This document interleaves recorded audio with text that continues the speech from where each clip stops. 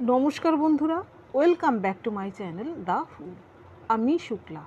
আশা করছি আপনারা সবাই খুব ভালো আছেন এবং সবাই নিজেদের জীবনে ভালো কিছু করার চেষ্টা করছেন। আজকে আরেকটি নতুন রিডিং নিয়ে এসেছি। এটিও টাইমলেস জেনারেল রিডিং এবং collective reading, all sign reading. যে কেউ যে কোনো সময় আমার এই রিডিংটি দেখতে পারেন। আজকেও কার্ড সফল করে কার্ড অনুযায়ী আমি রিডিংয়ের টপিক রাখব। তো চলুন মা সরস্বতীর নাম নিয়ে শুরু করছি। দেখি কার্ড সফল করার পর কি আসে।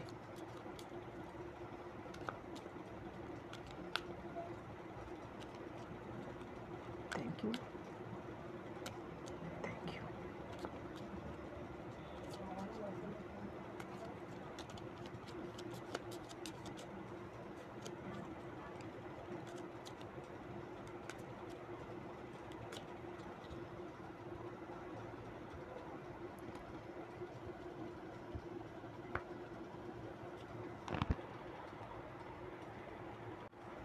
প্রথম এসেছে four of once.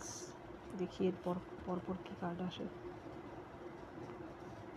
The high priestess,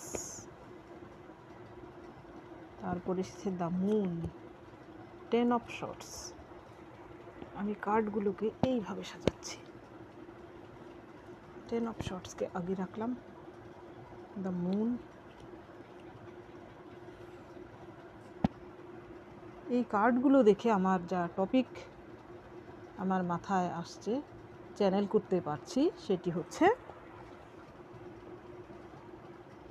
আপনার পরিচিত কোনো শত্রু যাকে আপনি চেনেন। এইখানে এই কার্ডটা আসার মানে হচ্ছে, দেখুন এখানে কিন্তু ফ্যামিলি কার্ড বা ফ্যামিলি ক্রিয়েট হচ্ছে এমন কার্ড, অর্থাৎ আপনি সেই ব্যক্তিকে চেনেন এমন কোনো, এইখানে এই দুটো কার্ড আসার মানে হচ্ছে কিন্তু শত্রুতার কার্ড। অর্থাৎ আপনি চেনেন এমন কোনো শত্রু আবারও কিন্তু তিলকে তাল করে আপনার জীবনে ঝামেলা ঘটাতে পারে। এর থেকে আপনি সাবধান থাকুন। তো এই রিডিংয়ের টপিক হতে চলেছে আপনার চেনা কোনো শত্রু যে আবারও মাথাচাড়া দিতে পারে এবং তিলকে তাল করে আপনার জীবনকে, প্রাণকে উষ্ঠাগত করতে পারে। সেই চেনা শত্রুটি আপনার সঙ্গে এমন কিছু চক্রান্ত করতে পারে, আপনি হয়তো তা ভাবতেও পারেন না। সেই ব্যক্তিটি হয়তো আপনার পরিবারের কেউ হতে পারে, আপনার বন্ধুবান্ধবও হতে পারে, বা আপনার এক্সও হতে পারে। সে এমন চক্রান্ত করলো। এই কার্ডটা দেখুন, দ্য মুন। এইখানে দেখুন দুটো কুকুর, আর এইখান থেকে দেখুন একটি কাকড়া, সে জল থেকে অর্ধেকটা বের করে তাদের সঙ্গে তাদের কথা যেন শুনছে, কনসপিরেন্সি করছে। এমন কোনো শত্রু আপনার চেনা যে হয়তো আপনার সম্বন্ধে অন্য কাউকে গিয়ে এমন কিছু বলবে বা এমন কিছু চক্রান্ত করবে, আপনি হয়তো ঘুণাক্ষরেও বুঝতে পারবেন না যে সে আপনার সঙ্গে কিন্তু এমনটি করছে। একটা এমন বড় ঘটনা ঘটিয়ে তারপর সে নিজে কিন্তু, দেখুন এই কার্ডটা আসার মানে হচ্ছে দা হাই প্রিস্টেস আসার মানে হচ্ছে ম্যানিপুলেটিভ। এই হাই প্রিস্টেস, তার যেমন জ্ঞান রয়েছে, তার যেমন স্পিরিচুয়ালিটি রয়েছে, তার কিন্তু আরেকটা অন্ধকার দিকও আছে। সে কিন্তু খুবই ম্যানিপুলেটিভ। এমন কোনো ব্যক্তি, সে ঘোট পাকানোর পর নিজেকে ইনোসেন্ট সবার সামনে এমনভাবে প্রেজেন্ট করবে, সে কিছুই জানে না, সে কিছুই বুঝে না। ইনোসেন্ট একটা ভাব দেখাবে, দেখবেন আপনার উপরে সব কিছু দোষারোপ সে আরোপ করবে। এখন দেখব এই রিডিংয়ের মাধ্যমে আপনি তার থেকে কিভাবে বাঁচবেন।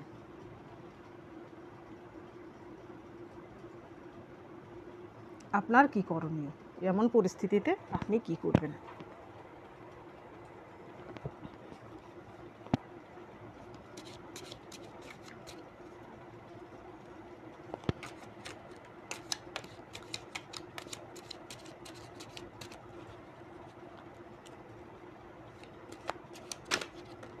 এমন কোনো ব্যক্তি যখন আমাদের পরিবারে থাকে, তখন তো বুঝতেই পারছেন কী অবস্থা হয়।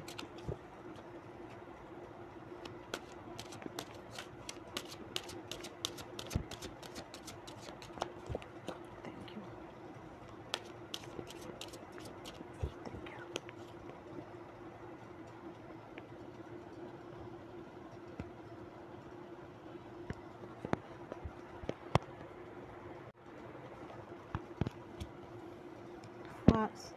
4 of Swords, Strength, Queen of Swords,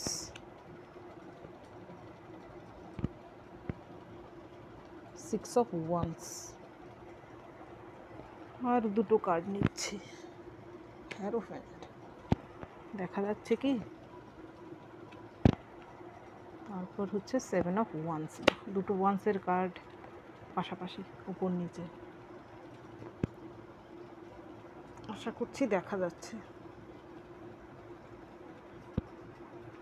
প্রথম যে কার্ডটি আপনার জন্য এসেছে 4 of Swords, আপনি হয়তো ভেবেছিলেন যে শত্রুরা হয়তো বিরতি নিয়েছে, আপনার সঙ্গে ঝামেলা করা থেকে হয়তো তারা এখন বিরতি নিয়েছে, আপনিও কিন্তু একটু শান্তিতে ছিলেন। এই শর্টসগুলো দেখুন উল্টো করে গাঁথা, এবং এই ব্যক্তিটি কিন্তু ক্লান্ত এবং সে কিন্তু বিশ্রাম নিচ্ছে, সে নিজের শর্টটাকেও কিন্তু সে শুইয়ে রেখেছে, অর্থাৎ আপনার মনে ওদের জন্য যে ওদেরকে নিয়ে যে সবসময় একটা দুশ্চিন্তা থাকে, সেটার থেকেও কিন্তু আপনি ভেবেছিলেন হয়তো আপনার জীবনে শান্তি ফিরে এসেছে।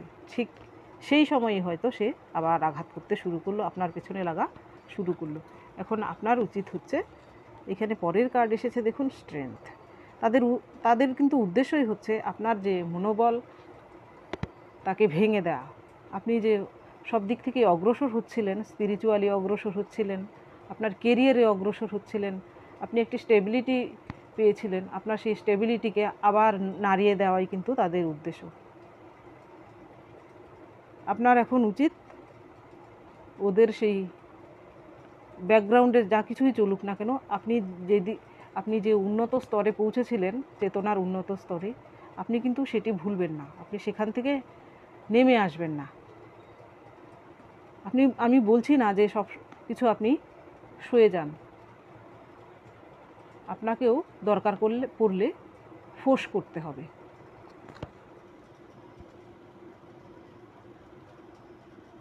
এর পরের কার্ড কুইন অফ শর্টস।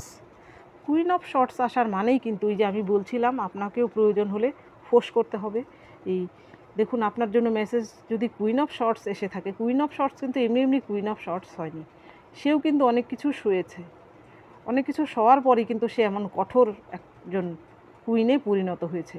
সে যে কুইন হয়েছে সে কিন্তু নিজের দমে হয়েছে, কারোর সাহায্যে সে কিন্তু কুইন হয়নি, তাকে কিন্তু কেউ সাহায্য করেনি জীবনে, সে একা লড়ে, প্রতিকূল পরিস্থিতির সঙ্গে লড়ে সে কিন্তু কুইন হয়েছে। সেই জন্যই কিন্তু সে এত কঠোর, সে কিন্তু খুবই রেশনাল। আপনাকেও কিন্তু এই কুইন অফ শর্টসের মতো হতে বলা হয়েছে এমন পরিস্থিতিতে। সবার সঙ্গে আপনি এমনটা করার দরকার নেই, যারা আপনার সঙ্গে এই রকম ব্যবহার করছে, আপনার সঙ্গে তিলকে তাল বানিয়ে আপনার জীবনকে উষ্ঠাগত করছে, তাদেরকেও আপনার কিন্তু বুঝিয়ে দেওয়া উচিত যে আপনি কে। টিথ ফর ট্যাথ, মুদ্রা কথা, আপনারও অ্যাকশান নেওয়া উচিত। এর পরের কার্ড 6 অফ ওয়ান্স। আপনি কিন্তু বিজয়ী অবশ্যই হবেন। ওরা যতই চক্রান্ত করুক, যতই কিছু করুক, আপনার নামে নিন্দে মন্দ করুক, বা আপনার পেছনে প্লটিং করুন, আপনি যদি সৎ থাকেন, আপনার যদি ইনোসেন্ট হয়ে থাকেন, আপনার কিন্তু জয় নিশ্চিত। এর পরের কার্ড দ্য হ্যারোফেন্ট।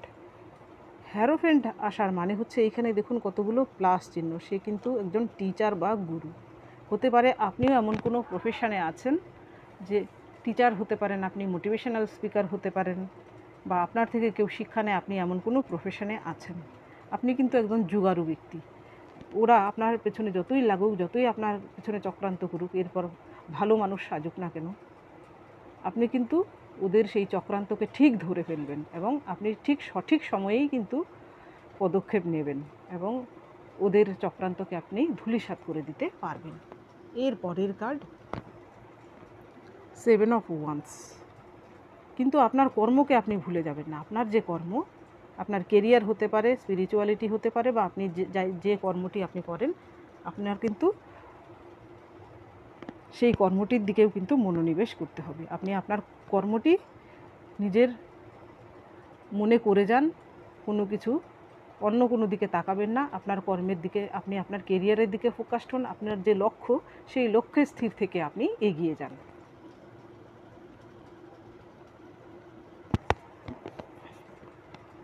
এইবার দেখব এই ডেকের মাধ্যমে আপনার জন্য কী গাইডেন্স রয়েছে।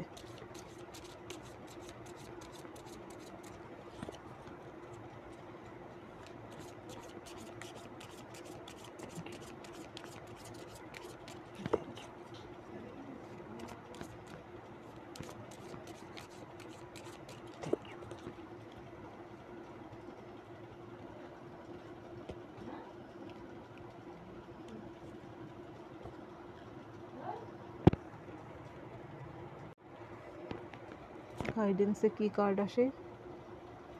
বাই দ্য বুক প্রথম কার্ড। এর পরের কার্ড কো ক্রিয়েট।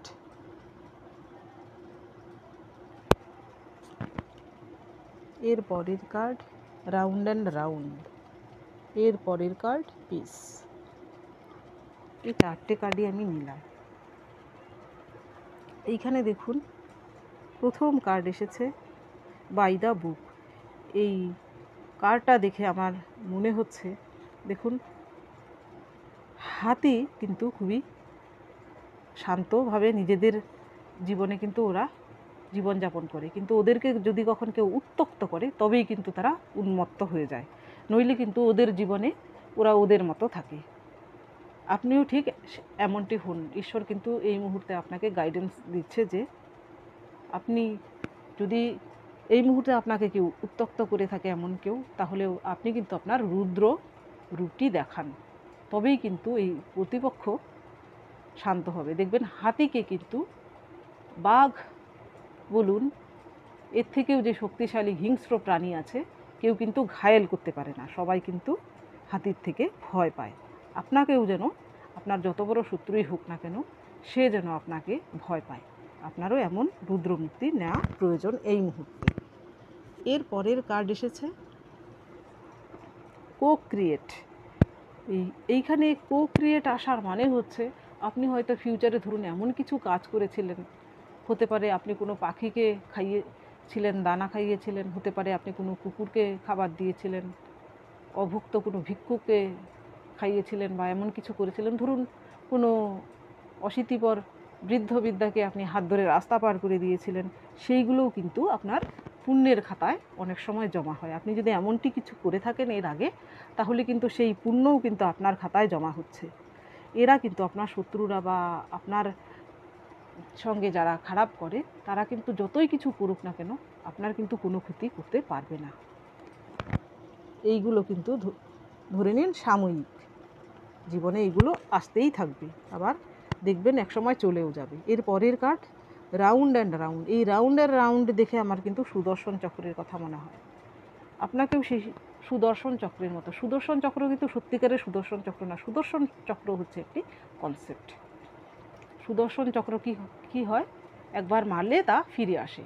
তার মানে হচ্ছে আপনাকে যে আঘাত করবে, আপনার সঙ্গে ধরুন অযৌক্তিক কথাবার্তা কেউ বলল, আপনার সঙ্গে কেউ এইরকম প্লটিং করলো, তারপর সেই ইনোসেন্ট সেজে গেল, সেই ক্ষেত্রে আপনার উচিত তাকে যুক্তি দিয়ে, বুদ্ধি দিয়ে, তথ্য দিয়ে তার মোকাবিলা করা।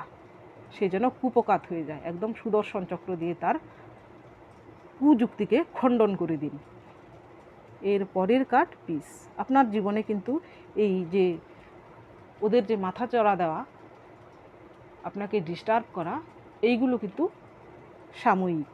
আপনার জীবনে কিন্তু পিস আবারও রিস্টোর হবে, এইটুকু আপনি ভরসা রাখুন। ঈশ্বর কিন্তু আপনাকে বলছে নিজের উপর ভরসা রাখতে এবং ঈশ্বরের উপরও ভরসা রাখতে। তো বন্ধুরা, এটা ছিল আজকের রিডিং। যদি ভালো লেগে থাকে তাহলে প্লিজ লাইক করুন, শেয়ার করুন এবং সাবস্ক্রাইব করুন আমার চ্যানেলটিকে। আজকের জন্য এতটুকুই, দেখা হচ্ছে পরবর্তী ভিডিওতে। Thank you for watching me.